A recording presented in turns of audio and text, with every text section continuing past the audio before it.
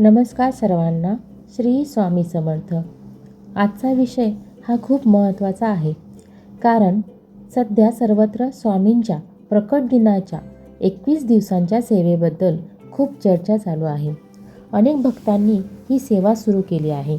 कोणी रोज माळ जप करतं, तर कोणी स्वामीचरित्र सारामृत वाचत आहे, कोणी आरती करत आहे. खूप छान छान सेवा घडत आहे.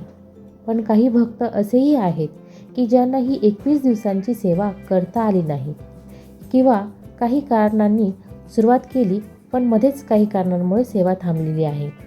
काहींचे मूल लहान आहे, घरात कोणी आजारी आहे, तर कोणी बाहेरगावी गेलेले आहे, म्हणून त्यांना सेवा करता येत नाही. मग त्यांच्या मनात एकच प्रश्न येतो की आपण सेवा केली नाही तर स्वामी रागवतील का? आपल्यावर स्वामी नाराज होतील का? मग हा व्हिडिओ त्यांच्यासाठीच आहे. म्हणून आज ह्या व्हिडिओमध्ये आपण हाच एक प्रश्न शांतपणे समजून घेणार आहोत, आणि मी कोणती सेवा करते तेही मी तुम्हाला सांगणार आहे.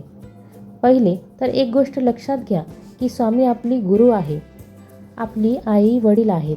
जसे आई वडील हे मुलांवर रागवत नाही, तसेच आपली स्वामी माऊली लेकरांवर कधीही रागवत नाही. ते आपल्याला रागवतही नाही आणि आपल्याला घाबरवतही नाही. आणि दुसरी गोष्ट म्हणजे की सेवा ही प्रेमाची असते, बंधनाची किंवा अटींची नसते. अनेक लोक असे समजतात की 21 दिवस सेवा केली नाही तर काहीतरी वाईट होईल. पण खरी गोष्ट आहे की स्वामींची सेवा ही नियमाने नव्हे तर प्रेमाने करा. कारण कुठलेही बंधन ठेवले तर ती सेवा फलित जात नाही. बंधन, भीती मनात न ठेवता सेवा करा. त्याचा अनुभव तुम्हाला आल्याशिवाय राहणार नाही. जर आपल्या भक्ताला काम असेल, घरची जबाबदारी असेल, कोणी आजारी असेल, लहान मुले असतील, तर वेळ मिळत नाही, त्यांनी मनात अपराधी वाटून घेण्याची काहीही गरज नाही. कारण स्वामींना आपल्या मनातल्या भावना ह्या जास्त लवकर कळतात. जर तुम्हाला 21 दिवसांची सेवा करता आली नाही तर अजिबात घाबरू नका. तर काय करावे? तुम्ही साध्या पद्धतीने ही छोटी सेवा करू शकता, जी मीही करते. तर कोणती सेवा? श्री स्वामी समर्थ या मंत्राचा नामजप. उठता, बसता, चालता, फिरता स्वामींचं नामस्मरण. याचे खूप छान अनुभव मला येतात. सेवा करताना भाव महत्त्वाचा आहे. दररोज सकाळी किंवा रात्री स्वामींच्या फोटोपुढे किंवा मूर्तीपुढे उभा राहा. स्वामींना मनातील सर्व सांगा. स्वामी, मला मोठी सेवा जमली नाही, पण तुमच्यावर माझा विश्वास आहे. हे ऐकून स्वामीही प्रसन्न होतील.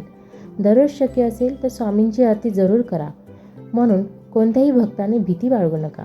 सेवा छोटी असो किंवा मोठी असो, भाव हा महत्त्वाचा आहे. सेवा जमली तर नक्की करा, पण नाही जमली तर स्वामींवर विश्वास ठेवा. स्वामींचं नामस्मरण करत जा. अहो, स्वामी स्वतः म्हणतात, तू श्रद्धेने जप मला, मी तुला आयुष्यभर जपेल. स्वामींच्या नावात इतकी शक्ती आहे की फक्त एकदा श्री स्वामी समर्थ म्हटले तरीही मनाला शांती मिळते. भक्त प्रेमाने स्वामीचे नाव घ्या आणि मनात श्रद्धा ठेवा. स्वामी तुमच्यासोबत आहेत, आजही आहे आणि कायमही राहणार आहे. स्वामी तुमच्या सर्व अडचणी दूर करतील. जर तुम्ही खरे स्वामी भक्त असाल तर कमेंटमध्ये एकदा तरी श्री स्वामी समर्थ लिहा, आणि हा व्हिडिओ आवडल्यास लाईक आणि सबस्क्राईब करा. स्वामी महाराज तुमच्या सर्व इच्छा पूर्ण करोत, हीच प्रार्थना. भेटूयात परत अशाच एका नवीन व्हिडिओसहित. तोपर्यंत सर्वांना श्री स्वामी समर्थ.